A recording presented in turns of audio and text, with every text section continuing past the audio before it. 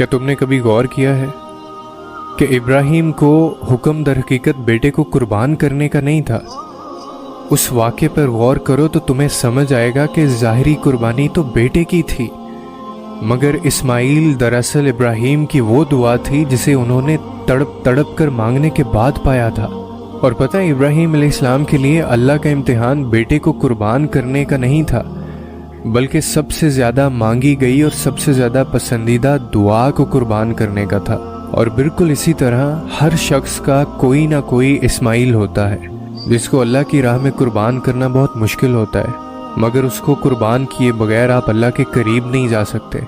आपको अल्लाह का साथ नसीब नहीं होता। किसी का माल, किसी की औलाद, किसी का पैसा और किसी का प्यार उसके लिए इस्माइल होते हैं। और यकीन रखें कि दुनिया में आजमाइश उन्हीं लोगों के लिए है जिन्हें अल्लाह चाहता है। और अगर तुम्हें भी तुम्हारा रब तुम्हारे इस्माइल को कुर्बान करने का इशारा दे रहा है तो उस रब पर यकीन रखकर छुरी को चला दो और उसके इम्तिहान में कामयाब हो जाओ। और यकीन जानो, वो तुम्हारे इस्माइल को कुर्बान होने नहीं देगा। तुम बस एक दफ़ा, एक बार उसकी रज़ा में पूरी तरह दाखिल होकर तो देखो, एक बार बस उसको तस्लीम करके तो देखो, फिर वो रब तुम्हारे भी लाड उठाएगा।